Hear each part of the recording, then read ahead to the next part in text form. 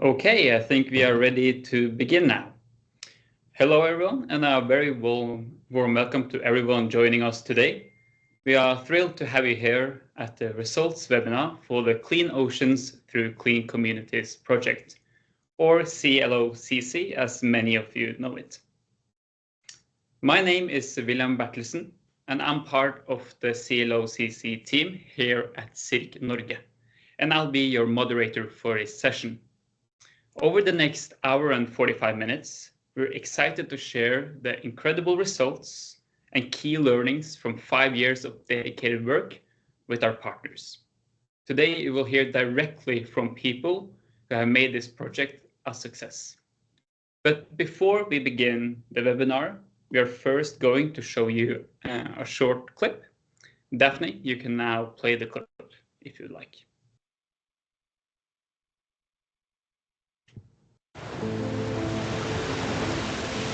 Ocean pollution doesn't start in the ocean. It starts on land, with people, with what we consume and how we manage what's left behind. Clean Oceans Through Clean Communities is tackling waste management and climate change with holistic, targeted solutions with communities at the forefront. Since 2018, CLOCC has supported better waste management in regions across India and Indonesia. With local partners, we've developed community-based systems that bring formal collection to tens of thousands of households. These systems promote source separation, reduce plastic leakage, support recycling, and improve public health. What was once dumped or burned is now collected, sorted, and recycled, creating cleaner air, safer spaces, and new economies.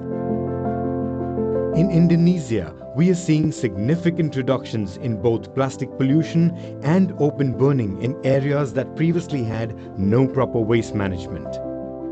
Idle recycling centers have been brought back to life as thriving community-managed waste hubs. More and more waste is being collected across the regions, much of it now recycled or composted. In Chengalpattu, India, a district-wide waste management master plan developed with government partners could pave the way for national-scale reform, with the potential to cut up to 275 million tons of CO2 annually if scaled. That's nearly 7% of India's total emissions. We don't export waste systems, we co-create them with local partners and stakeholders, adapting to local cultures, geographies, and needs. From empowering informal workers to building coastal resilience, CLOC supports solutions that are grounded in local knowledge. Local workers trained through CLOC collect source-separated waste, manage recycling centers, and educate their neighbors and communities.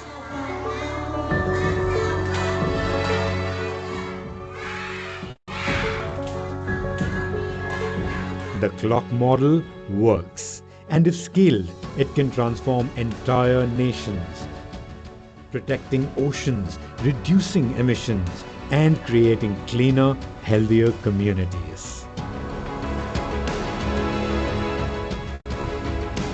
Whether you're a policymaker, a donor, an NGO, or simply someone who believes in people-powered change, support us. When communities are equipped to manage their waste, the impact reaches far beyond their borders. Let's take what's working and grow it together to build community-led change to protect our planet.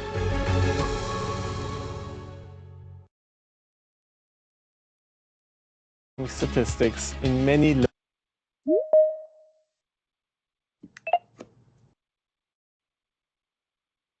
Thank you, Daphne. We'll get back to the presentation now.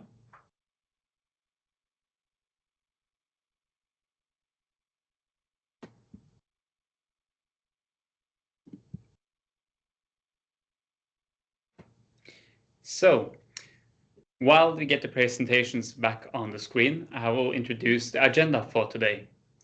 First, we are going to dive into the core of our work, the NORAD-funded initiatives focused on preventing plastic waste from leaking into our oceans.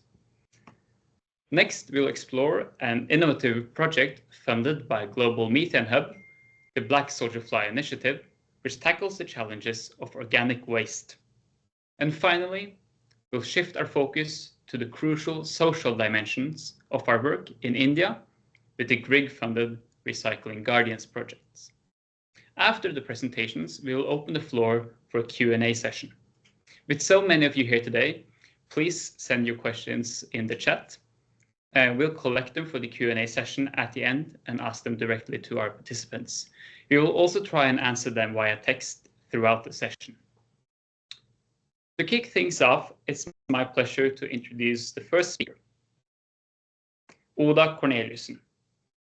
Oda has been the cornerstone of the CLOCC project since joining Circ Norge back in 2020. Today, as program manager, she oversees all of CLOCC related projects across our focus countries. She has a unique bird's eye view of our entire operation and will now set the stage by sharing the overarching results for the past 5 years. Oda? Thank you, William. Hello, as William said, I'm briefly going to give you an overview of the CLOCC program before my colleagues in our implementing partners dive into the details on the ground. So the Clean Oceans to Clean Communities CLOCC program is a program with the objective of preventing marine plastic pollution through improving waste management systems in areas and countries where a lot of waste leaks into the environment and ends up in the ocean. We have been implementing the project since 2019, and we have a lot of learnings and lessons we want to share.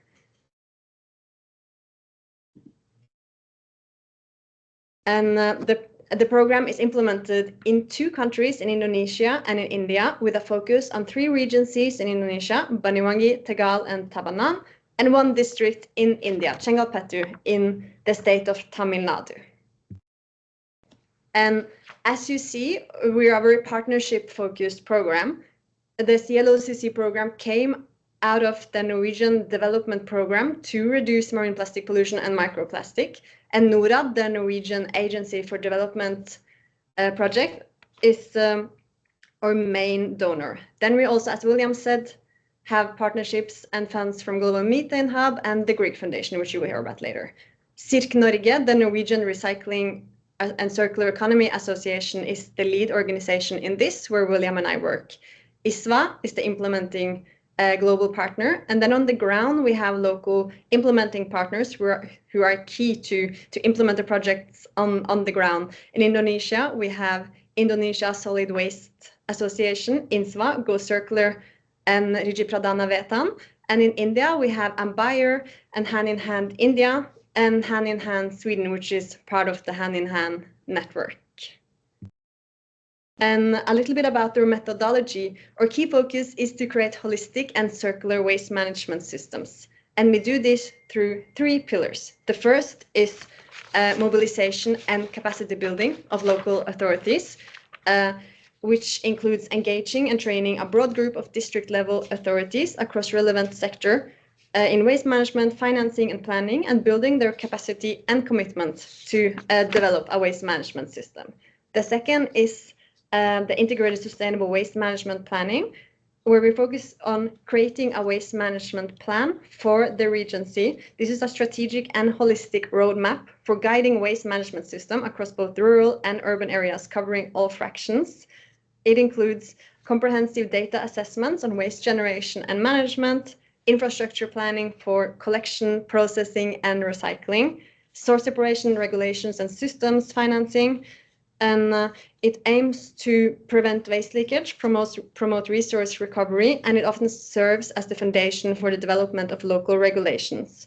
And it enables private sector investment and serves as a long-term sustainability and and a roadmap for the development of a waste management system in the next 10 to 20 years.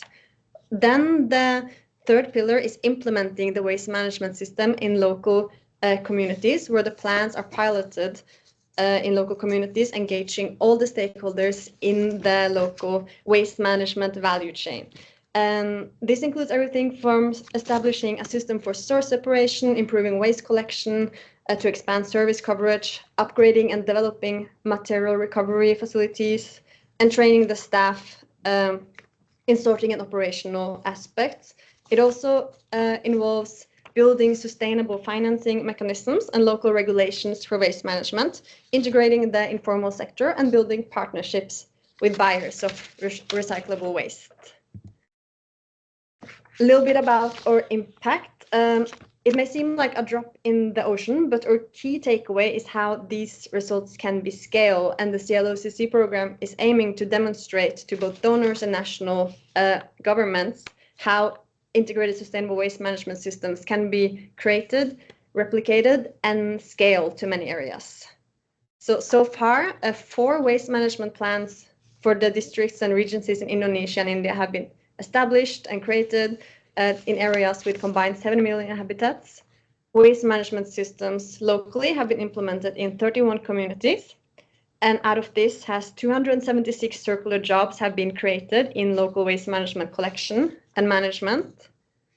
46 action plans have been implemented in local MRFs and communities that previously did not have much of a waste management system. 11 new waste fee regulations has been created and implemented. 1,300 local authorities have been trained in waste management and governance across these areas, and over 100,000 community members have been reached and attended behavioral change activities, and 3,500 students have been trained in source separation. A little bit about their methodology. The core of our methodology is local ownership and self-determination. In center is the integrated sustainable waste management approach, which looks at waste management very holistically from both the physical angle and the governance angle. The physical side includes collection, disposal, recycling, and so on, and the governance side, sound institutions, sustainability, proactive policies, institutions, the users, and so on. And all of this must be in place in order to create integrated sustainable waste management. And what's also core is that we don't export a specific waste management system, but we mobilize the local authorities into creating the system that works for them. So they're involved in every step, which we believe is key in order to create truly sustainable systems.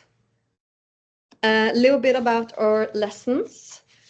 Firstly, in order to reduce marine plastic pollution, we have to manage all waste fractions, especially organic waste. In many both developing and emerging economies, organic is a large fraction, and if it's not managed sustainably, we will not only lose the resources, but it will also reduce the plastic recycling. Another learning is to reduce waste generation and process biowaste as close as possible through the source in order to get the clean fractions of recyclable materials. And a key learning is that there is a strong need for good data. That's why we always include a baseline assessment, which you will hear more about when we start in a new area using the Waste-Wise Cities tool. Another learning is that the low-value plastic is a big challenge. In many areas, the informal sector is already contributing to recycling a lot of the recyclable materials. So there is a need to promote stronger producer regulations to address the low-value plastics. And then a lesson we always see is to develop diversified and circular financing models for the MRFs. This is absolutely key in order to have sustainable projects that can last beyond the project period. And in general, building strong local ownership to ensure long-term sustainability and strengthen what is already working instead of starting from scratch, because our goal is always to create systems that are perfectly designed to the local context. That's all from me. If you can follow our website or email me or write in the chat if you have any questions. Thank you so much, Oda, for an excellent overview. Our next speaker brings a vital global perspective to our work. Aditi Ramula is the Technical Director at the International Solid Waste Association, or ISWA. In her role with CLOCC, she has been instrumental to forging the global partnerships and providing the technical expertise needed to implement these effective solid waste management solutions. Today, she will focus on our work in India, taking us through the critical foundations of our projects, the baseline study, and the development of the Waste Master Plan. With a deep passion for the sector, Aditi will share her insights. Aditi, please. Thank you, William. Can you hear me well? Yes, we can. Thank you. Good afternoon and good morning, everybody. I'm so happy for the opportunity to share the results and journey of our CLOCC work in Chengalpettu district in Tamil Nadu. This is a project, and you will see as more presenters come on board, it really truly demonstrates how community ownership and evidence-based planning can come together to create lasting impact and a sustainable impact. So CLOCC, Uda has described to you the vision. You know, it's a network-driven initiative led by Cirque Norge, and it's being funded by NURAD. And we have a lot of implementing partners on the ground. Of such, we have Hand in Hand in India, a very good team there. We have Hand in Hand Sweden, who also support the work. We have ICWM, Ambaye Global in India. So it's a team effort to do this co-creation of the Waste Master Plan that works for the local authorities that we're working with. So our shared ambition is quite simple. We want to build clean, inclusive, circular waste systems that prevent waste and plastics from entering the environment in general, so soil, air, rivers, oceans, while also creating green jobs and healthier communities. So when we began our work in late 2022 in Chengalpettu to pilot the project, we chose Chengalpettu because we had a very good buy-in from high-level authorities as well as local stakeholders. And we had a very good partner in Hand India, who are actually based in Chennai. So Chengalpettu, you can see the map on the screen. It's a rapidly developing coastal district just south of Chennai. And it has a mix of urban, semi-urban, rural settlements. And like several Indian districts, of which there are about 800 plus, Chengalpettu faces both sides of waste management challenge. So you see rapid urbanization, modern consumption patterns on one hand, and then you also see that you have limited infrastructure on the other hand.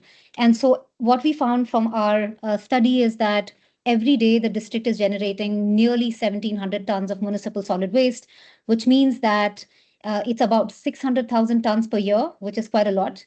And of this, as Uda mentioned, a lot of it is organic in nature, which is about 62%, and plastics are forming about roughly 14 to 15%. So much of what we found from the study is that much of this waste is unmanaged, and it eventually finds its ways into the rivers, and from there onto the Bay of Bengal, which is on the east side of India. So when we started off, the question that we asked from the very start is not just how much waste is being produced, but where does it go? Who's part of the system? What are the flows like, the leakage points, and so on and so forth. So as Uda described, our CLOCC methodology, it's not something that we've created on our own, but we've actually taken decades of work of sustainable waste managers, experts from around the globe who've developed this concept of integrated sustainable waste management, ISWM, and the waste hierarchy, which is not a new concept, it's from the 1970s. And so taking both of these concepts, we've rooted our philosophy and approach to design the waste master plans that actually suit the system that we're working in, or in the location that we're working in. So to answer the question about flows, we basically used UN Habitat's Waste Wide Cities tool, or WACT it's called, which gave us a scientific baseline on waste generation, waste flows, composition, recovery and leakage pathways, and so on and so forth. So it's a 7-step process. You organize, you plan, you collect data, baseline data, you then organize all the stakeholder groups. They come together, they do scenario building, they do construction of the financial aspects and so on, and then you get a waste master plan at the end of the process. And so the first thing that we always look, as Uda described, it's a very inclusive process that we follow. And so we are always looking at who our stakeholders are they around the table, are we getting the right inputs from them, and so on and so forth. So just beyond only data collection, that inclusive planning process is very much at the heart and core of our CLOCC methodology, or CLOCC process, you would like to call it. So this basically meant that from the start, we had local governments, the panchayats, which are the local village bodies, self-help groups, the so-called informal sector or the private sector, residents, engineers, municipal authorities, local NGOs, sitting around the table, and we took the phrase "nothing about us without us" very seriously. So this was basically what was guiding the whole planning process. And we worked with the local officials and residents on analyzing the waste system, identifying what is working well. For instance, just to give you an example, we saw that a lot of infrastructure already existed, some for organic waste, some MRFs, but were not functional and operational. So we were, how do you integrate that into a waste master plan that works for everybody? So as facilitators or, project guiding folks with Hand in Hand India team, our job was basically to bring people together, provide the data, tools, examples, and so on. But ultimately, the choice was theirs about how they wanted to do this. And so we conducted multiple workshops. So this participatory process, we brought together the same stakeholders multiple times, many contact points. So they got to know us very well. And so it was about validating the baseline results, then to start defining what the planning factors are, then to start modeling the 3 scenarios for the future of Chengalpettu's waste system. So I'm just here, you can see the timeline on the screen. And these meetings, some of these are just highlights. We kicked off our project in December 2022. You have a picture there of the collector of the district who actually attended the first workshop. Then we had a training of trainers session. We moved on to baseline data collection. We actually wrote the report about the waste generation and the waste flows and the applying the WACT tool and so on and so forth, which basically confirmed for us the scale of the challenge. And if you flip the coin, the potential for improvement as well. And so then more and more highlights of the process. We had a lot of stakeholder workshops, 5, and then we actually started drafting the plan after the planning factors and so on and so forth. And then officially we launched the Waste Master Plan in November 2024. What we found is that Chengalpettu's recovery rate is just 22% at baseline. And even though there was infrastructure that could handle maybe twice the amount of waste, they were not, well functioning. For instance, as I mentioned, composting sheds, some MRFs, they existed, but they were underutilized. Some places had an overabundance of collection technologies or, vehicles that could collect their waste and so on and so forth. There was also a very stark divide between the urban areas and the rural areas. And so that's something that we wanted to overcome as well. And so using these insights formed the basis and the foundation of the Waste Master Plan that we started developing. So we developed like a comprehensive roadmap for the next 10 years. So what we did basically, these are the reports which are live on our website, cloccglobal.org. You can find all the reports from Indonesia and India on the website. So the Waste Master Plan that we developed is essentially a living document. It's not set in stone. It's not to be printed and just stored away, but actually to be utilized, changed, revised, and worked on as and when needed.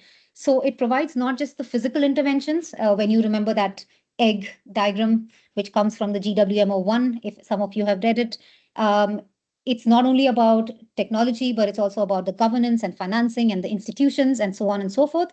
And so that's what we basically did. We have modeled 3 scenarios, and we gave the choice to the district officials, and we said, what seems the most ambitious, but the most feasible as well. This is what we showed them, basically the urban-rural divide. You can see the waste flows. There is a difference between how they're handling the waste. In rural areas, a lot of the organics is being fed to the livestock and so on. In the other areas, not so much. Open burning is very much an issue. There is leakage into the environment and so on. So we showed these waste flow diagrams to the authorities, and then we basically presented them with 3 possible scenarios. Scenario A is optimizing of existing systems. As I said, there was already a lot of it in place and reaching about 40% recovery. Scenario B was the high recovery scenario where we were aiming for about 70% of waste recovery and 100% collection. That's the first step. And scenario C was a very ambitious scenario, like zero landfill, aspirational scenario with 90% recovery. So with a whole lot of dialogue and discussions, scenario B was chosen as the most balanced, very ambitious but feasible scenario.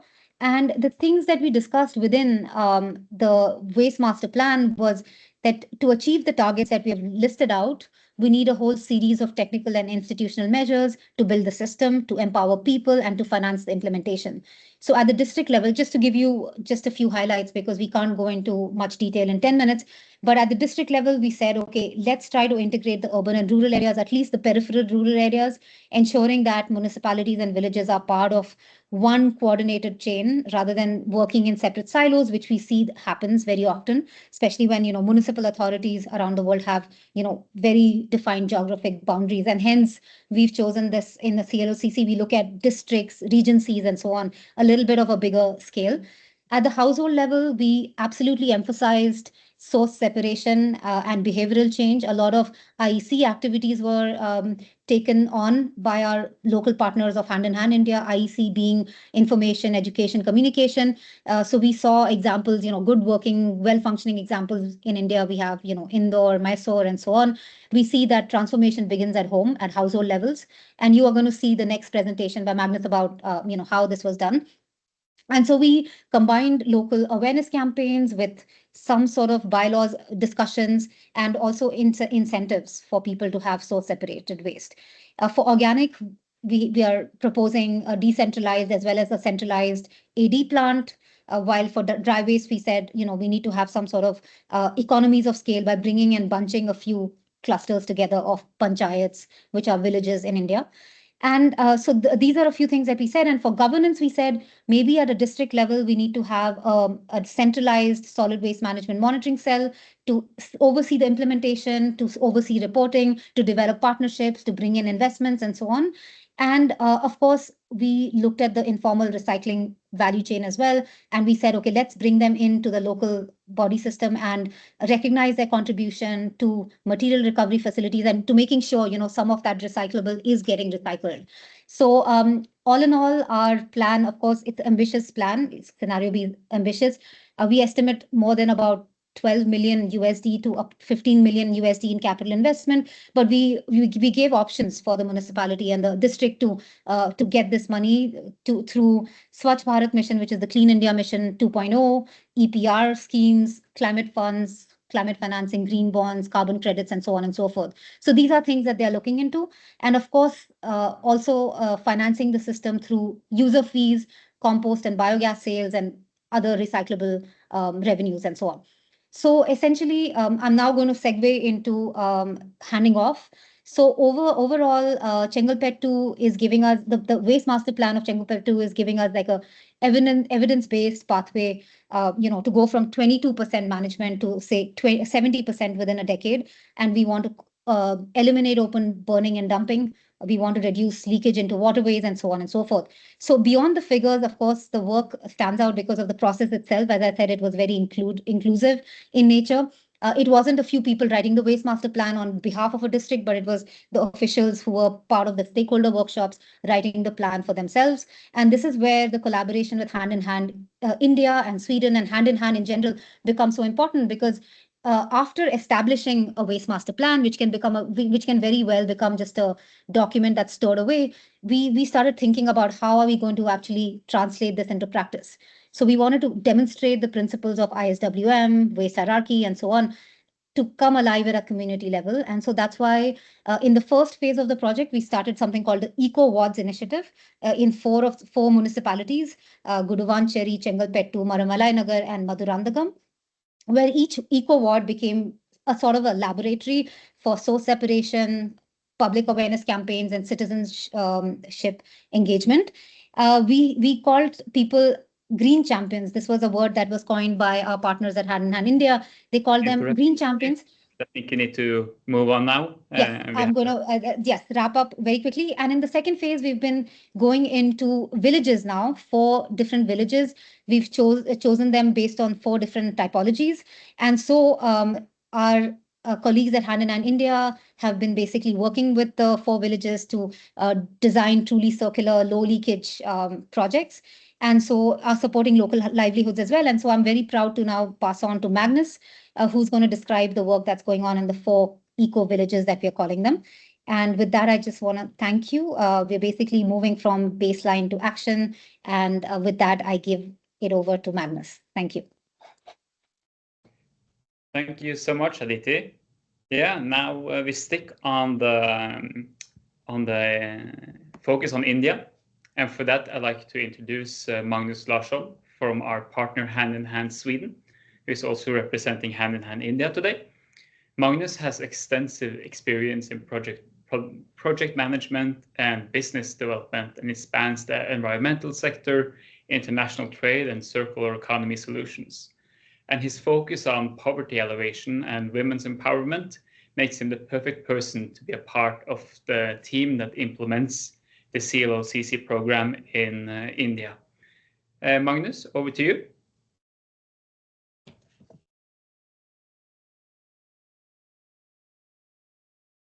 Thank you very much. Thank you, William, and thank you also, Aditi, for introducing the work towards what I'm gonna present right now. But before I start, I would like to say a big thank you to our partner organization, Hand in Hand India, with Bhairav heading his waste management team, who has been doing a super great work in implementing both the Eco Ward activities and the Eco Village activities. So that was what I wanted to start with. I'm representing Hand in Hand Sweden as a program manager. And when looking into first the Eco Wards, I want to stress what a ward is. It's a local administrative unit within a city municipality or a village gram panchayat in India. So we're going to start with the Eco Wards. And Eco Wards is the... Sorry, I haven't...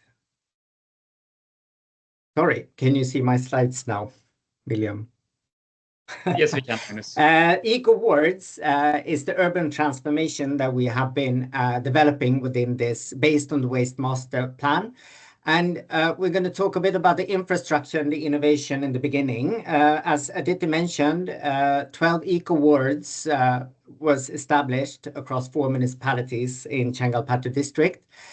Among the activities, 230 net bags was distributed to petty shops, or what we can also call commercial shop for dry waste segregation. This was done together with 340 awareness raising pamphlets to each commercial shop. Also to address the waste disposal and improve hygiene and of course reduce the waste, 75 sanitary napkin incinerators were installed for hazardous waste within these wards. Before going into a hotspot is considered as an open dump site or open drains with waste. 30 hotspots within these wards were cleared. As you can see in the picture, also fenced by green fencing and also signatures installed around the area that demanding people to not dump the waste in the area and also with information on waste management. To monitor these hotspots, 13 CCTV cameras were deployed. And also when looking into the optimization of collection, but also looking into reducing fuel consumption, 30 GPS trackers were installed in waste vehicles. And also a demo system with regards to wet waste, particularly with focus on high carbon to nitrogen ratio, converting the compost in 14 hours, were installed also in Maramalai Nagar. When looking into awareness and training, what we would like to address as community engagement, we managed to perform 44 door-to-door campaigns, reaching almost 14,000 or more than 14,000 households. This is to educate the public on waste management. Also to educate environmental responsibility, we performed 12 school awareness programs, reaching almost 1,200 students. 12 Rangoli competitions engaged 1,000 participants. And we're talking about Rangoli is more of a street art. You paint the streets, and this was with focus on community involvement and visual reminders on waste management. There will be some pictures coming on later in the presentation. Also 12 audio campaigns reaching almost 19,000 people. The 340 awareness pamphlets distributed was in conjunction with the 230 net bags that I presented just on the previous former slide. Also 37 eco-champion were trained. Eco-champion are dedicated individuals promoting environmental action within the community. We have also been working with informal waste pickers, waste collectors. We reached 22 waste picker families who received livelihood support, mainly through vehicle overhauls, enhancing their capacity to collect and transport waste, but also working with 200 informal waste workers, linking them to welfare board to support their livelihood. And this is a group that I met in 2023 when I visited one of the Eco Wards. There is a group of women who was really engaged, going from door to door, addressing and informing the population on the importance of taking care of the waste. And also there is a small video on an audio campaign here with a tuk-tuk, also addressing the importance in the local language. But anyway, I just wanted to visualize.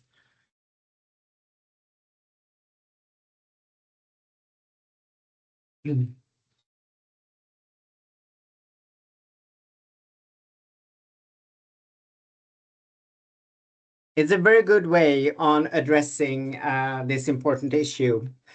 Moving on to the eco-villages, then we are talking more on rural innovation and 4 selected villages: Manibakam with a peri-urban, Padur, 12,000 households, coastal, Velapatur with 402 households, agriculture-based village, and then Perumberkandigai, sorry for my expression here, 449 households, which is a religious-based village. You can see where they are situated just below Chennai. The activities within these is also focused on infrastructure development with facilities installed. Of course, the needs differs between the different villages. But we, as we did in the Eco Wards, there were fencing and clearing of 16 waste hotspots in Padur and Manibakam. There is a lack of material recovery sheds to protect the waste from weather and wind don't end up with scattered waste in Padur and Velapadur. As Velapadur is an agriculture-based village, they have a lot of cow dung, so the project installed biogas units in this area to produce energy. In Perumberkandigai, they had a huge challenge with non-recyclables, so a crusher machine was installed there to minimize the volumes. And on the other hand, to take care of the recyclable material, baling press machines were installed in Padur and Manibakam. And the baling machines have strengthened the village's capacity for sustainable and revenue-generating waste management. If we go to awareness and capacity building, community outreach, more or less the same as we worked with in Eco Wards, 24 door-to-door campaigns, reaching almost 6,000 beneficiaries. 3,000, almost 4,000 awareness pamphlets was distributed, and this one worked actually as a reference material for the household to remember the key messages on segregation on a household level.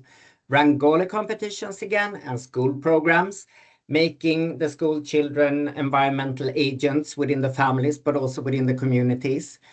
Also for training sessions for existing sanitary workers already working within the village, and also training for informal waste workers, 36 participants, more or less a lot of focus on health and safety, safe handling of the waste, protective clothing, but also for the informal workers to know the rights on the social welfare schemes that they can use in India. There's a lot of numbers here, but these are actually the results of the implementation of the plan. Also, when looking into sustainable practices, 800 cloth bags were distributed within these villages to reduce single-use plastics. Also, dry waste segregation kits, 400 per village, were distributed. One plastic recycling hub was established in each village. And these ones works really as dedicated ponds for collecting plastics from household, promoting systemic collection. And also there were 5 urban composting trainings trained on composting techniques and provided also with these compost kits in terracotta, as we can see. Moving on to my last slide is also a bit of a summary of the impact. Now I've been talking a lot about numbers, infrastructure, innovation that have been installed, but also looking at the program have successfully combined policy, community participation, and technology to create a replica model for sustainable waste management. And also the eco wards and the eco villages demonstrates, as we have been talking about earlier, localized people-driven models that improve awareness and reduce littering. Also, the combination of integration of tech solutions, as I mentioned, the GPS, CCTV, and automatic composting biogas units, and the livelihood upliftment for waste pickers ensures both operational efficiency and social inclusion. And also the initiative established a strong foundation for scaling across Tamil Nadu, which aligns with CLOC's mission and contribution to climate resilient circular economy and environmental sustainability. And that was all from me. Thank you very much. Thank you so much, Magnus. Continuing, we will get back to you later on this presentation. But for now, we will turn our attention to our efforts in Indonesia.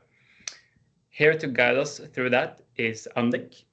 Andik leads the CLOCC program implementation in Banyuwangi and Tegal. With a background in environmental engineering, he brings a powerful combination of technical know-how and management science to develop systems that are not just effective, but truly holistic and sustainable. He will walk us through the technical aspects of the success of our work in these areas. Andik, you may now take control of the presentation. Yeah, thank you, William. Hi, everybody. William already introduced me, so I will directly go to my presentation. So basically, the CLOCC Indonesia is the first CLOCC, and beginning from 2020. And we have 3 areas, which is Tegal, Banyuwangi, and Tabanan.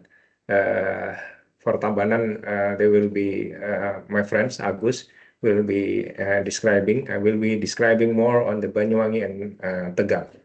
Banyuwangi first, since Banyuwangi is the testing ground about the methodology. So Banyuwangi, as you can see here, they are around 5.7 million, with the income per capita is around $3,500 USD per year, with the GDP is that much. And the topography is quite unique because they have lowland area, also the mountainous area, and very fertile agricultural land. Even if you go to Banyuwangi now, we have only two blue fire in Mount Ijen in Banyuwangi.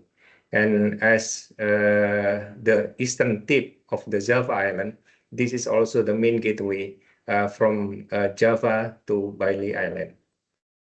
This is the situation when we do the WAC tools in 2020. So the WAC tools in Banyuwangi is the first waste-wise city tools implemented in the Regency-wide implementation. Previously, only at 2020, the waste-wise city tools only done in pilot, and we are the first users of the methodology and make some adjustment based on our national standards. As you can see here, only 22% waste is treated in the environment manner, which is 16% from the government and the 6% from the private recycler value chain. And the rest, 78%, is goes leaking to the ocean. Leaking to the environment through burning, open burning, open dumping, and goes to the river. And from our participatory process that already explained by Aditi, we for the waste master plan is turned from this from previous slide that I mentioned to this slide. As you can see here, the vision at 2046, there will be no waste leakage to the environment. And as you can see here, we have 3 different arrows, and they are representing about the waste or material flowing, information flowing, and also the money flowing. And you can see that we agree in the scenario that we will utilize the most of the resources from the waste goes to the agricultural, energy, or the poultry. See, so this is how the performance of projection performance of the scenario that we've developed. As you can see that we will reach the 0 leakages on the 2046 is expected. And also, while we doing that, we also try to treat around 60% of the waste to the valuable material. So this is how all the system is being financed. As you can see here, it's need around 1.8 trillion for 20 years. And from this, the capex is on the left side and the opex is the right side. As you can see here, that previously they are heavily put heavily on the treatment, and then in the OPEX, they are put heavily on the collection. This we also divide all the activities in the master plan to the regarding to the phasing, which is according to the midterm development plan, which is 5 years. And we have through scenario. First is the existing one. Collect, transport, and dump to the sort, treat, and use. And the vision is to become the world tourism destination through ISWM at 2040. So you must welcome to Indonesia, to Banyuwangi. And then we also, when in the first time, we also doing the implementation of the village piloting, which is we have around 19 villages in all over Banyuwangi, and until now we still are doing that with the JMS program and also with the Rijik Pranawetan Foundation. And we also introduce what we call it as the waste management ladder of the villages. As you can see here, this is resembles with the sanitation access ladder, which is going first in the basic, proper, safe, and then goes to the circular one. And this is the parameter how each villages is going through for each ladder. And as you can see here, that from the 17 villages, we are not claiming that all the villages is succeeding, but we know that make some lesson that the village leader commitment is the key to move the involvement and also the resources distribution in the villages. Moving back to Tegal, we are doing it in only 1.5 years. Basically, we try to test our methodology within a 1 year planning period, and this is the some data, basic data of in Tegal, and you can see that the income per capita is very low, less than $1,000 USD per year. This is how the waste flow diagram in Tegal. In Tegal, they have slightly better condition, which is only 58 waste is leaked, and the 42 goes to the treatment, but not all the treatment is quite well. And when we do the process developing the master plan, this is the agreed scenario that we develop in the master plan itself. So you can see that we have key village MRF, which is, we call it as the TPS3R here. Basically, the sorting station and also the organic treatment facility in the villages. Also, we have some district MRF and also citywide MRF. This is how we project the Tegal performance for the master plan. As you can see here, that we still have leakage at the end of the planning process, which is 20 years, because we are making the system that can be affordable for the local government. So we are not developing a very sophisticated system and very expensive system, but we are make some system that they can do it by themselves and improve when it's already done. As you can see here, how much is needed for developing those systems. It's around 1.8 million, which is 1.8 trillion IDR, which is for the 20 years. And as you can see here, we are moving the capex. Most of them are going to the treatment facility. This is how the system will work in 20 years period. Each staging, we have target and also strategic plan how to achieve that.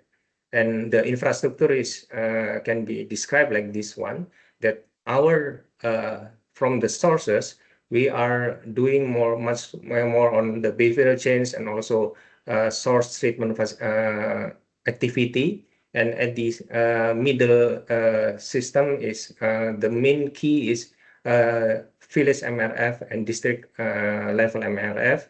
And at the end of the system is the proper sanitary landfill and also the recycling industry. And when we do waste management ladder survey in the villages, as you can see here, the red one is the one that doesn't have the waste management system at all. So you can see here that perhaps only 4 villages that have a safe status from 281 villages. So therefore, we do something new in Tegal, which we call it from when we have the baseline of the waste management ladder, we categorize how we intervene the system in the villages. So we have 3 patterns. First one is initiation stages, second one is stabilization stages, and the third one is the optimization stages. Basically, initiation stages is the one is perfect for the village that doesn't have a system at all until they have a system at the end of the intervention phase. And then the stabilization phase is when they already have a system, but they are still not sustained, then this is how the intervention will do. And the optimization phase is how to optimize their system that already collect more around 80% plus of the waste generation to not to utilize most of the resources not going down to the landfill. So we have 9 in Tegal for the villages, as you can see here, that those are with a different type of intervention pattern. So it's not conclusive because the project will be end at December, but as you can see here that during our intervention, which is around 1 year 1 year later, it's the increasing is quite significant. We have around 7,000 households is being served within our 9 villages. So the result is participatory process to create a full waste master plan is happening in Banyuwangi and Tegal, and for Tabanan is the strategic plan. And for Banyuwangi and Tegal, this master plan is also become the legal planning document, which will lock the system at least for 20 years. The scenario is already agreed until 20 years because the system, waste management system, in our opinion, this is the evolutionary way rather than the revolutionary way. So this is needed.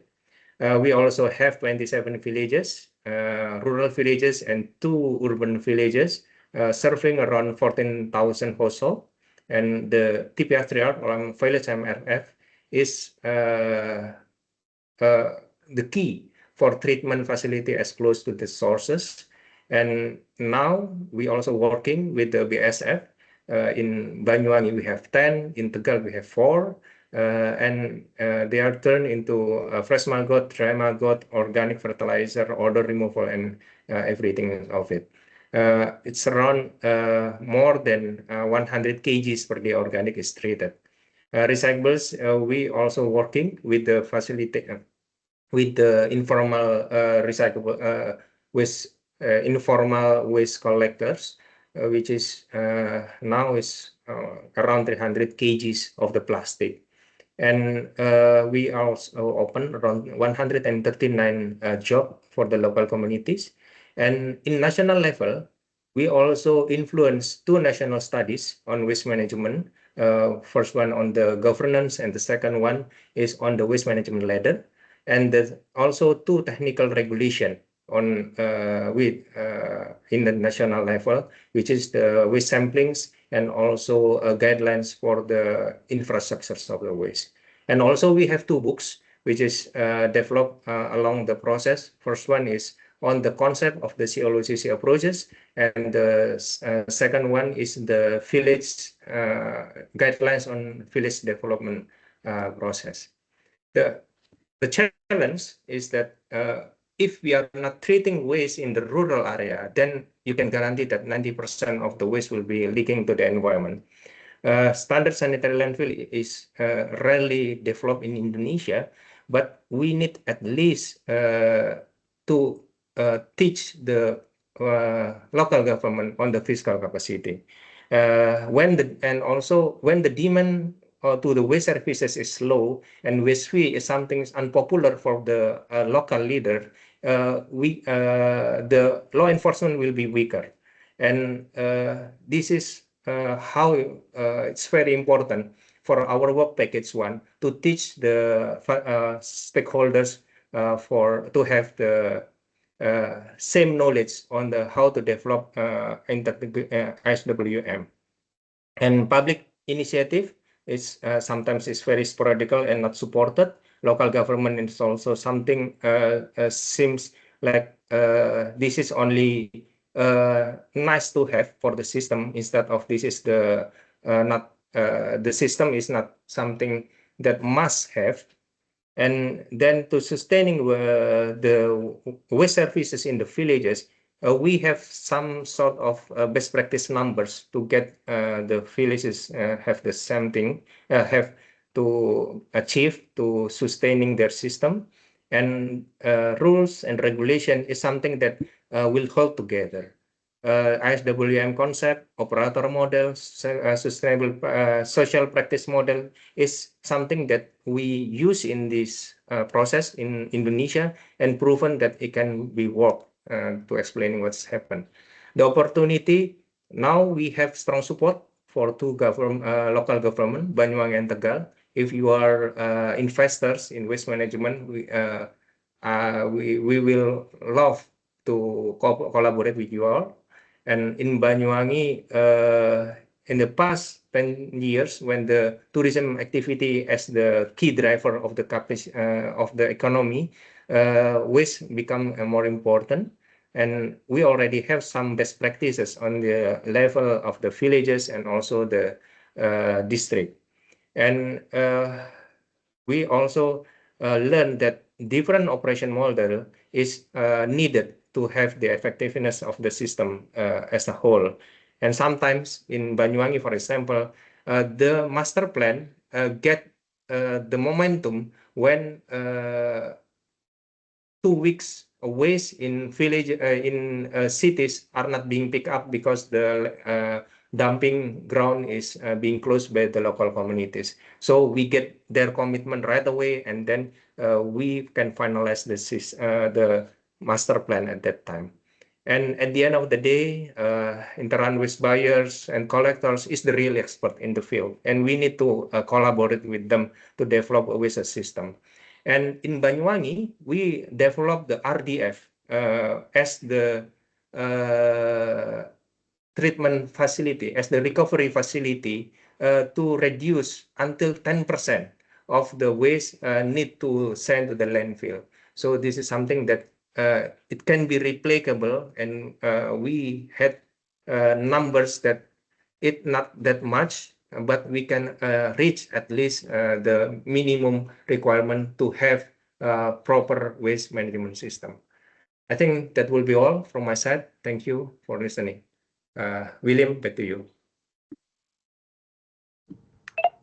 Thank you so much, Andik, for the thorough walkthrough. Continuing with our focus in Indonesia, we will now hear from Agus, who will talk about Tabanan. Agus joined the program back in 2021 and brought his strong background in project management and community development to lead our implementation in Tabanan. He will share the story of how CLOC and the CLOC model has been adapted and embraced by the local community there. Please, Agus.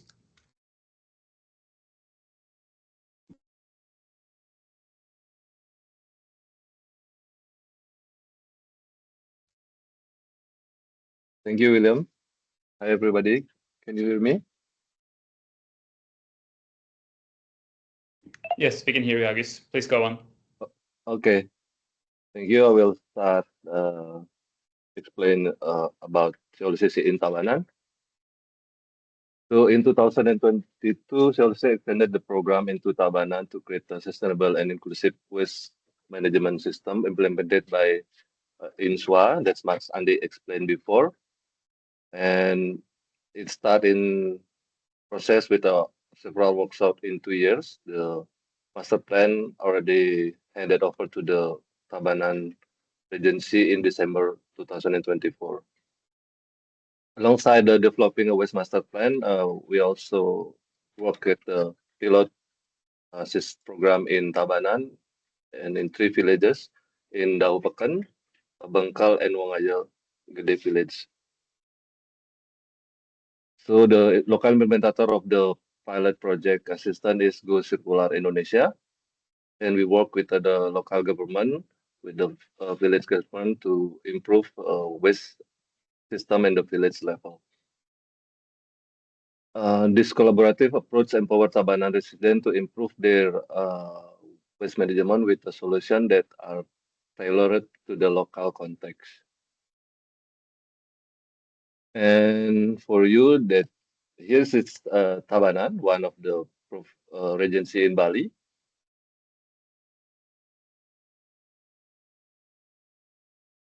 And the population is around 476,000 in 2024.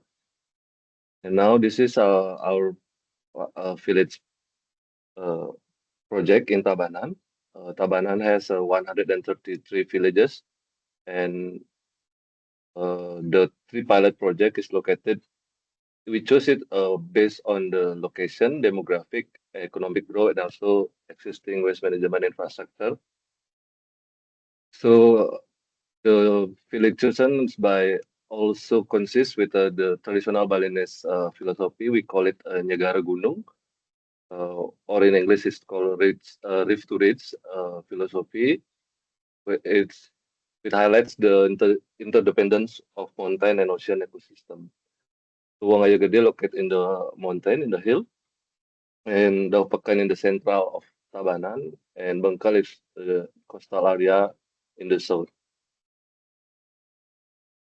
Wangaya Gede village is located in the slope of Batu Karu Mount. It's approximately 750 meters above the sea level and have a population 3,300.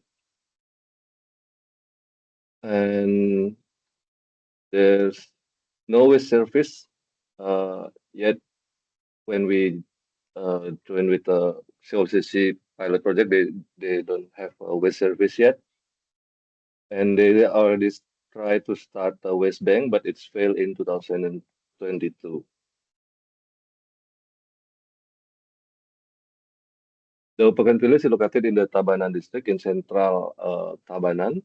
It's approximately, the area is only 3.3 kilometers square, and the population is more than 30,000 people, or around 4,000 households by 2025. And let's make many waste service employ a traditional collection transport with a collection transport and disposal system in Daupakan village.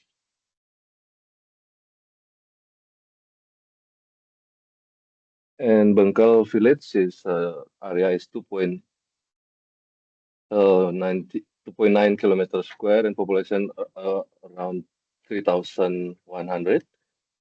And Bangkal village had make waste collection and illegal landfill. And in 2022, they started PSTR with participation was 50 from 600 households.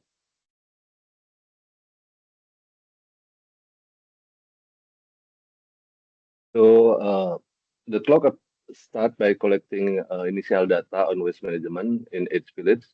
We conduct surveys and engage with the village waste management stakeholder, including government official, community leader, women cadre, business owner, and PSTR itself. And with Go Circular, we also introduce a system thinking approach to the decision maker. So the solution that emerge can address the root of cause problem, not just solve the symptom. This is approach provides more systemic approach rather than reactive, based on decision making. For example, environmental cleanup action that only move the waste problem from one location to another location. And one of our crucial initial step is listening. So we involve exploring the aspiration and hope from the resident without judging their opinion or the condition in the village. We invite the policymaker to map out the strengths, the weakness, the challenge, and also the opportunities of each village. We do this by holding a regular monthly meeting.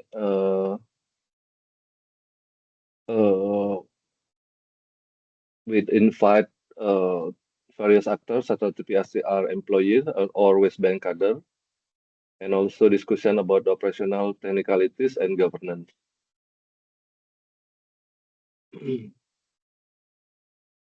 So like all my colleagues said, like Aditi and Mas Andi say, we work on the 5 aspects of waste management in the village level: technical, regulation, institutional, financial, and also social and cultural aspect. And how we work in the grassroots, we do a regular evaluation meeting using a 4C method. So each participant will write we collect what they become a challenge in the village level, and also they agree, put a priority, choose a priority challenge that we solve in the near future. Then also the solution is created by the community itself, and the LASI is commit to the implementing together in the village level. We also collaborated planning and advocating. The goal is that every activity in the solution plan planned in the CLCC program will be collaboration and joint decision of stakeholders. This foster a sense of ownership and continuous improvement effort in accordance with the local context and potential of the village. For example, in the aspect of village budget and village regulation, we do the share budget planning with the village budget also for the solution that they choose. Clock also support and facilitate the provide for the needs of village in the improving village waste management, needs for equipment capacity building program or socialization, and also education. We choose and agreed on leverage point in the village waste management system. Our primary focus is human resource development as the main key to finding solution of solving complex waste problem. One example is we also give safety and healthy training for the TPSDR worker and also communication skill for the women cadre. And the output through around 1.5 years of the village assistant program running. Now we have 130 local jobs in the waste facility and waste program, include the PSDR worker and the Waste Bank cadre in 3 villages. And also we're running a capacity building program involving 169 participants. The training including the program planning, financial management, communication, and also health and safety environment to adopt and standardize procedure in the TPSDR or MRF facilities in the village. And also another output is 530 tons waste prevent leaking to the environment. 1,300 tons of waste valorized and 98 tons material recycled with a 26.7 recycling rate. And we also facilitate waste regulation in each village. Now they already have a village regulation on waste management that are appropriate to the context of each village. And we also, the village cadre now serve active agent of change, coordinating a community involvement in sorting, collection, and TPSDR operation. We also do the education and socialization in 23 schools and reach more than 2,000 participants. And also we share 500 educational material, including calendar, handbook, composting bag, guidebook, poster, and etc. So this is our last workshop in Tabanan. We're building a clock CLCC hub connecting stakeholder and scaling impact. We invite all the village neighbor in the three district in Tabanan, so they become a strategic hub to connect key stakeholder, sharing knowledge and operational best practice from each village. And through this workshop, we hope it's not only building a capacity, but also validates a replicable and scalable model for rural waste management in Tabanan. This approach ensures the program impact extend beyond the initial pilot, creating a sustainable network that accelerates investment-ready solution for a circular economy in Tabanan.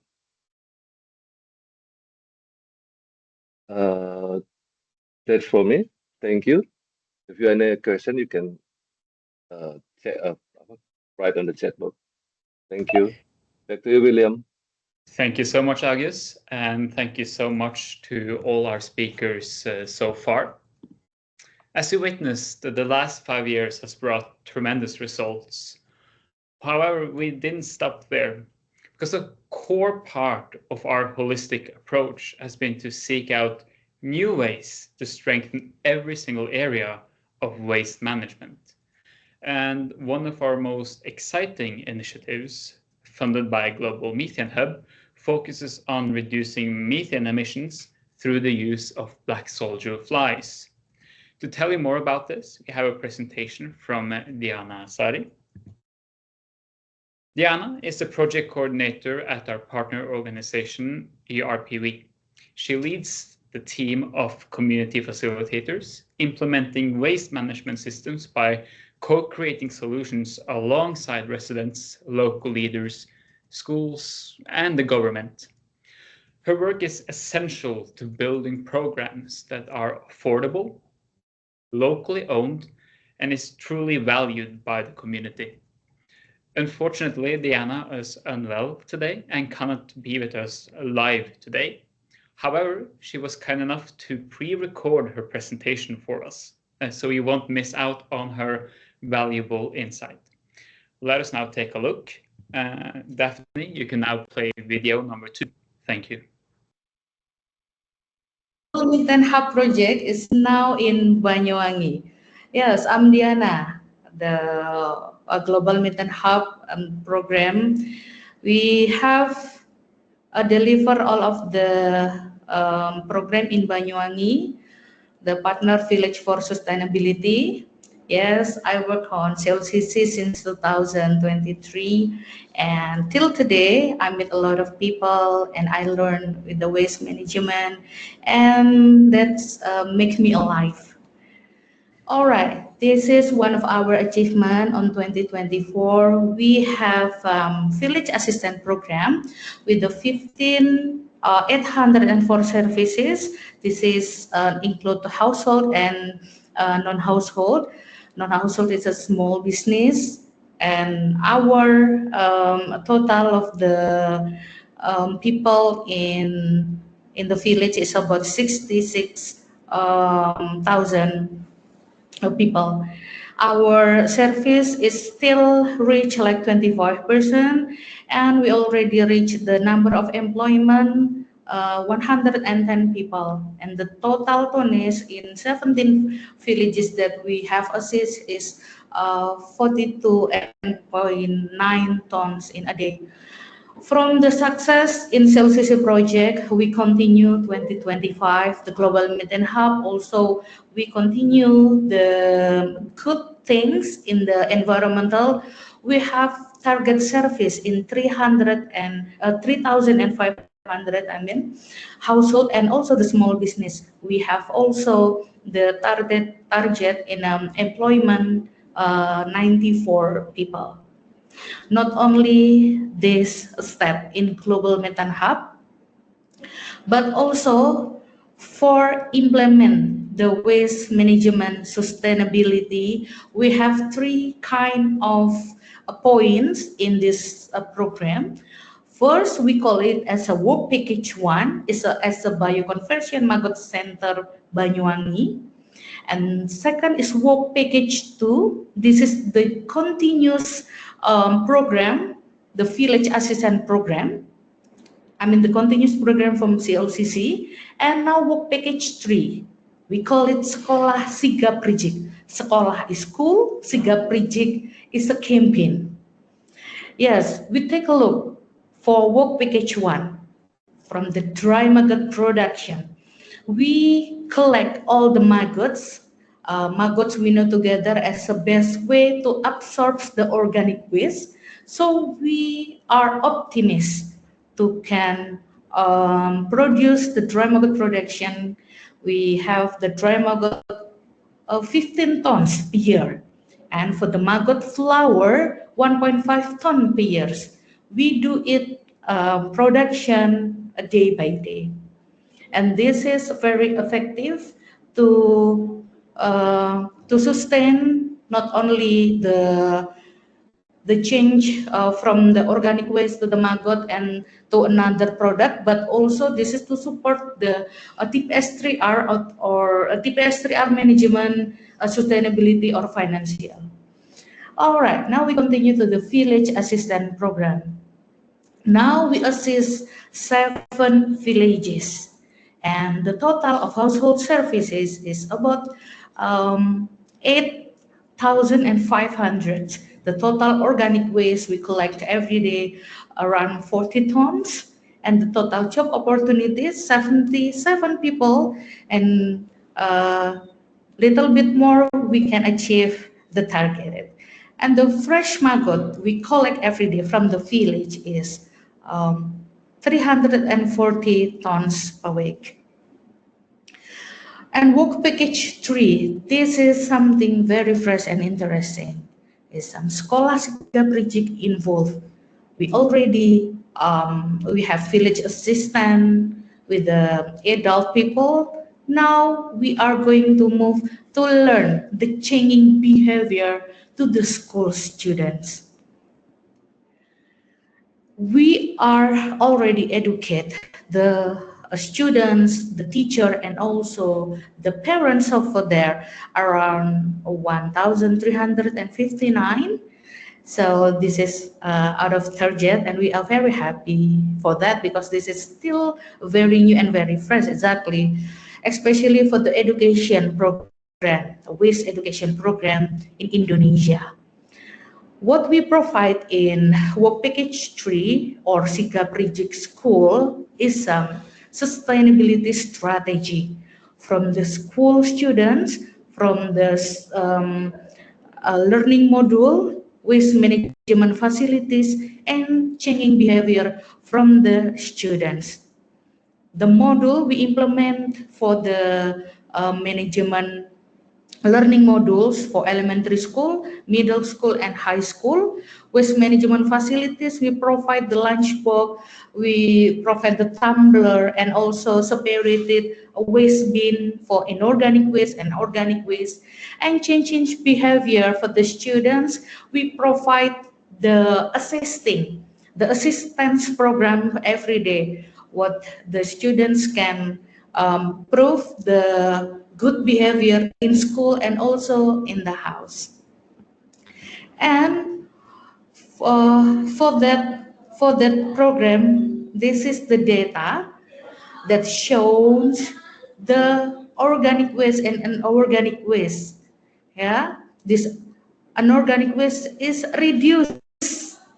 Yeah, is reduced like month by month, and we are very happy to see this because the student can understand what our program is to reduce the single plastic. And work package 2 or village assistant program. Actually, we already from CLCC program is already success for that, and this is what Global Mitten Hub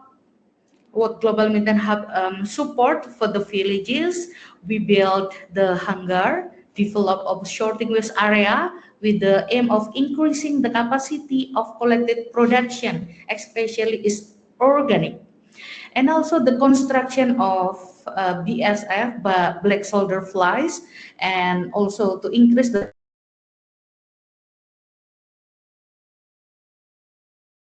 support for the village that need additional facilities of revitalization.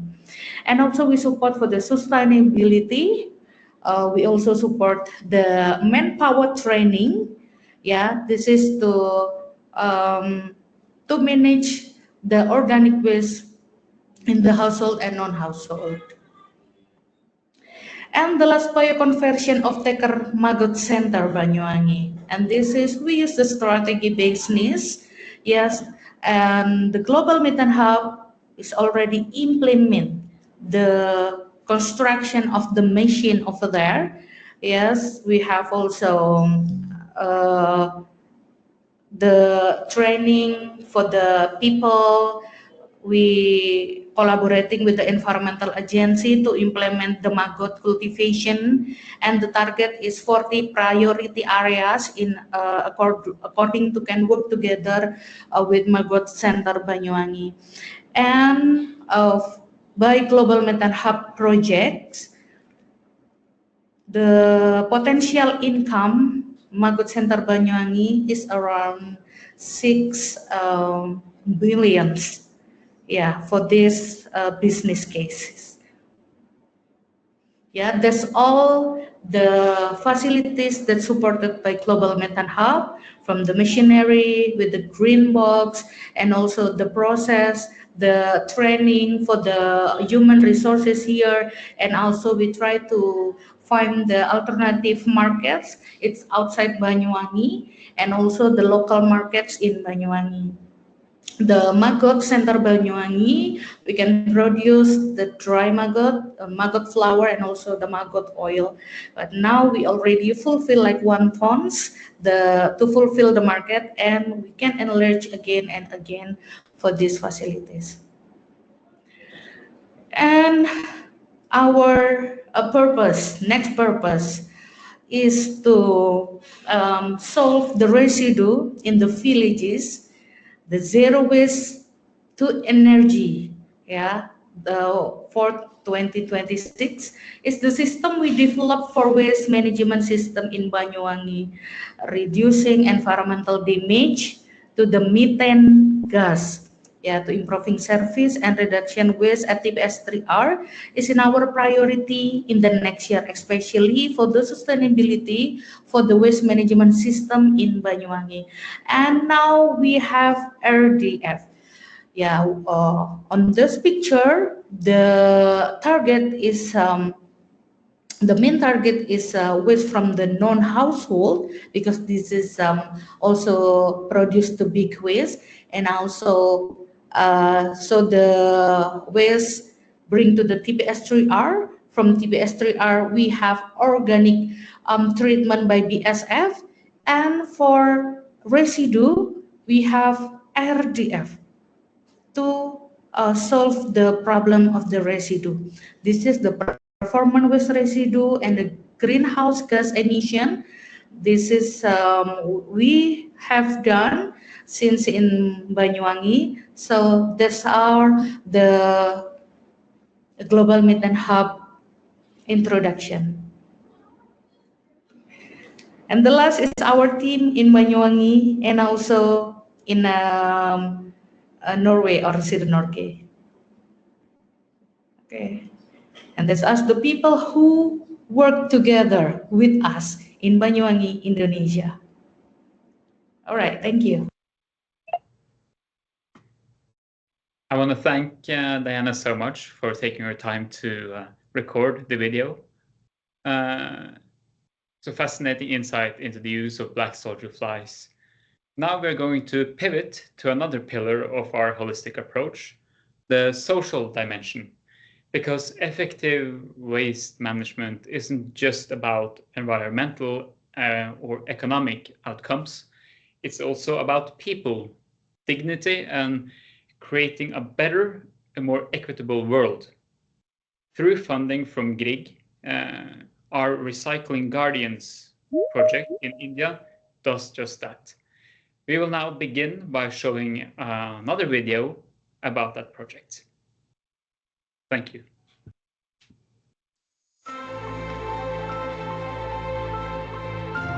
India generates over 62 million tons of waste annually. Mismanaged plastic from dump sites leaks into drains, rivers, and the sea. An often invisible but vital workforce of 4 million informal waste pickers keeps recyclables out of landfills while facing unsafe working conditions, poverty, and social exclusion. To address this, the Greek Foundation is supporting Clean Oceans through Clean Communities, CLOCC. a global program strengthening local waste systems. Greek support is empowering those critical waste pickers to combat marine pollution. Respect begins with recognition. The program rebranded waste pickers as Recycle Guardians and equipped them with high-visibility uniforms to enhance safety and public respect. CLOCC uses engagement, training and livelihood support to bring 336 families, about 592 people, together into united groups that learn collectively, gain recognition and negotiate with one voice. 32 guardians secured Aadhaar, health IDs and community certificates through the program. With comprehensive training, all 592 guardians improved sorting and value chain skills, gained market links, and built literacy and financial confidence for everyday independence. Livelihood support, including new pedal tricycles and repairs to nearly 35 powered tricycles, has reduced physical strain, increased earnings, and strengthened household stability. These efforts are transforming unseen workers into organized, skilled recycle guardians. Many integrated into the formal waste system and driving inclusive, circular, and sustainable growth. In Mamallapuram, Priya's literacy now lets her travel, read signs, and handle paperwork. Manjula and Selvam earn more with less strain thanks to pedal tricycles. Mrs. Mari, Mrs. Priya, and Mrs. Selvi moved from irregular picking to stable municipal sanitation roles while continuing recycling, bringing better nutrition, healthcare, home improvements, and above all, the ability to plan ahead. Change starts in communities. Empowering those on the front line, turning waste pickers into recycle guardians, transforms lives and the environment. Global challenges become solvable when we act locally. One guardian, one street, one coastline at a time.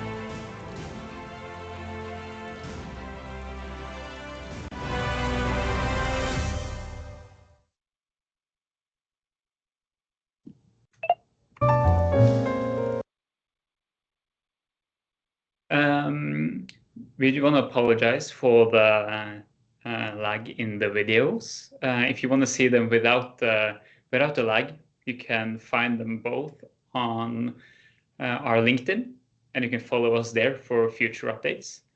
Now Aditi will bring the presentation back up. We want to dive a bit further into this work. So to tell us more about this, we welcome back Magnus Larsson from before.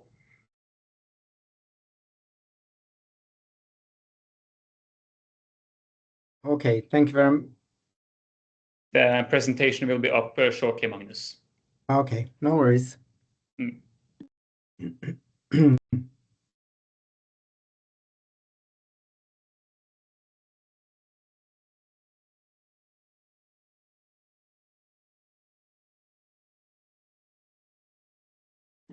I will quickly bring us back to the right page.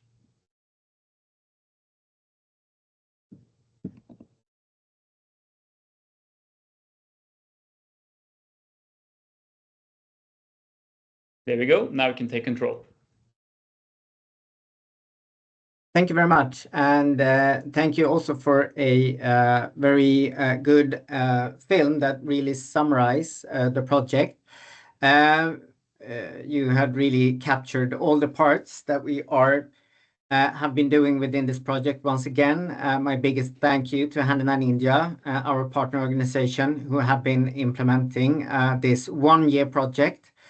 And I also want, before we continue, I want to stress that these Recycle Guardians, the number of 592 that used to be informal waste pickers, will be transferred into an ongoing project called Coastal Circularity that we are implementing for another 3 years in Tamil Nadu, 14 coastal districts of Tamil Nadu.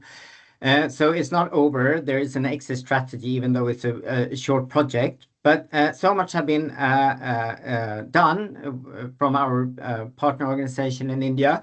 But just a project overview, as you saw in the video, 592 informal waste pickers. Nowadays, we call them recycle guardians across 12 clusters in Chengalpattu district. Hand in Hand India has a very well-developed training program based on engagement training and livelihood strengthening, whereas engagement is all about mobilizing groups. Then the hard work with training, and then also the livelihood strengthening to connect to social inclusion welfare system.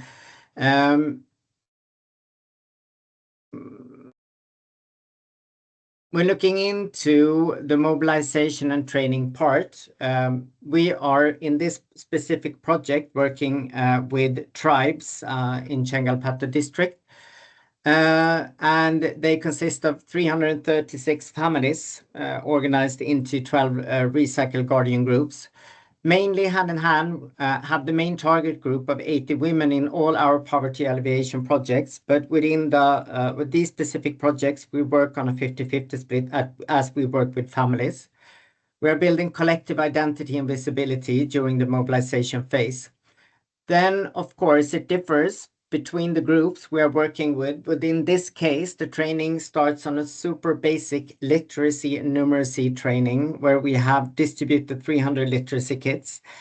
These two women that we are seeing on the page, we met with them in March this year. Oda and William was participating, and Aditya as well. This really gives the picture on how basic the training is. There is a traffic light that red don't go, green go, and there is a cross for the hospital. So this is where we start from. These groups communicate via emojis before they start this basic literacy and numeracy training. We also add financial literacy training. You could see very quickly, I don't have the picture here, but you could see very quickly in the film that we had piggy banks distributed into these clusters, family clusters, just to start to understand the importance of savings. And definitely the health and safety aspect is the most important also, with protective clothing kits being distributed. Also, basic wash behavioral training and basic waste sorting and value chain awareness training, with Bora bags being distributed. That is more of a backpack, so it's easier to carry.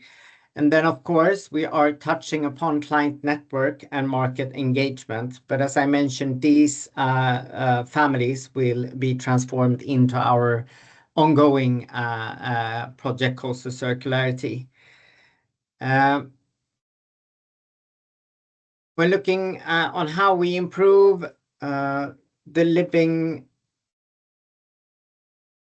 with the living conditions as we speak. A lot of these families, to cope with the lack of power, the beneficiaries relies on kerosene lamps, which is very serious when it comes to fires and the safety. So the project has been able to install 60 solar-powered lighting units. And as you can see, these tribes either live in huts or in houses, depending on cultural and economic circumstances. But what we can see on the picture is a solar panel on a hut. And this was a group we met in Mamallapuram on the beach. We have also distributed first aid kits. And some of the groups do not have access to fresh water because they are out working early in the morning. So for one group, one tribe in Malakotayir, we have been able to also provide with a 1,000-liter water tank.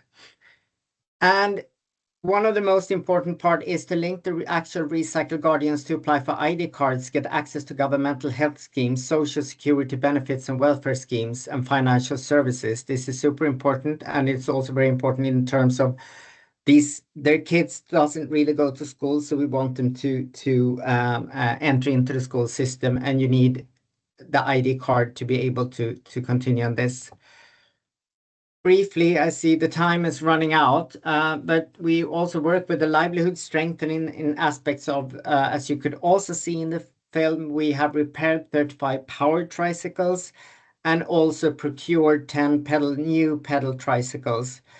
And I know Handan India is working hard to connect to the local panchayats to be able to connect these informal workers into the municipality and get them into as sanitary workers into the existing municipalities.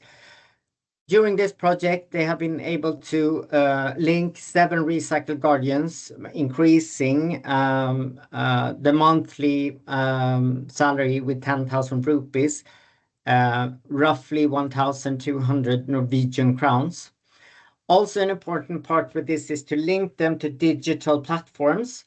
These people don't know how to negotiate the prices. They don't know the actual price at the moment. So there has been a lot of work with building up platforms and to overcome through these platforms, people can monitor the prices and also get access to practical knowledge on recyclable sorting. Environmental and community initiatives. Mamallapuram is a touristic area.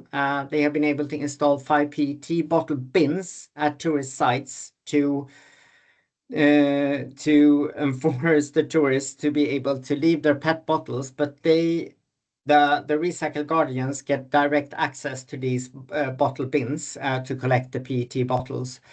We have also conducted a beach cleaning drive where we collected 2 metric tons of waste being removed, and this was the municipal chairman of Mamallapuram participated in this specific activity, and also organized exposure visits for 50 recycle guardians to recycle plants with training.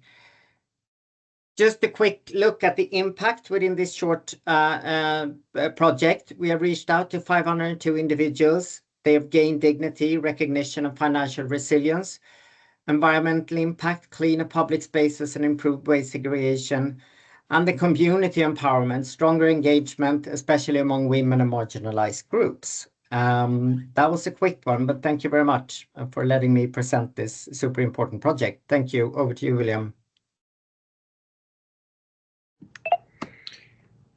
Thank you so much, Magnus, for sharing the powerful impact of the Recycling Guardians projects. And with that, we reach the end of our formal presentations. On behalf of the entire CLOCC team and all of our partners, thank you so much for joining us today. We hope this session has been enlightening and has shown all the incredible progress that is possible through this type of collaboration. But the work has only just begun, and we look forward to sharing more results with you in the years to come. We were supposed to have a Q&A session now at the end. Unfortunately, we have now run out of time.